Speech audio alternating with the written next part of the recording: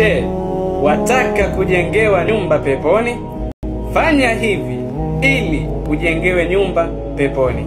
An ummul mu'minina Habiba radiyallahu ta'ala anha wa ardaha, wa hiya zawju an-nabiy sallallahu alayhi wa sallam, annaha qalat سمعت رسول الله صلى الله عليه وسلم يقول: ما من عبد مسلم يصلي 12 ركعة تطوعا بغير فريضة إلا بنى الله له بيتا في الجنة. أخرجه مسلم في صحيحه.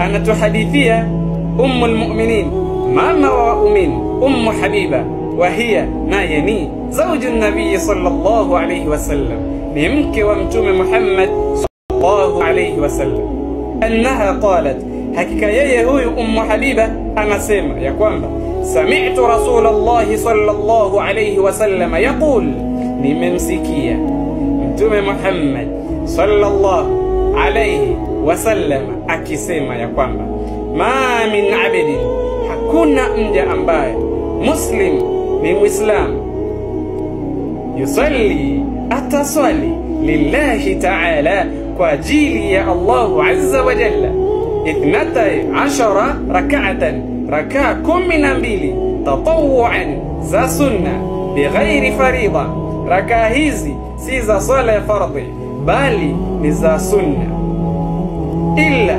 isipokuwa mtu huyu, bana Allahu lahu baitan fil janna, Allahu azza wa jalla atamjengea nyumba peponi.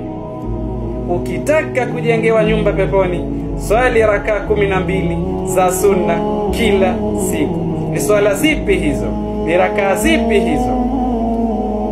Rakaa 4 kabla ya salatu dhuhur, rakaa 2 baada salatu dhuhur, kijumlisha utapata rakaa 6. Rakaa 4 kabla hujaswali adhuhuri, kisha ukaswali 2 baada ya kuswali salatu dhuhur, utapata rakaa 6. Kisha ukaswali rakaa 2 baada salatu al-maghrib, utapata rakaa 8.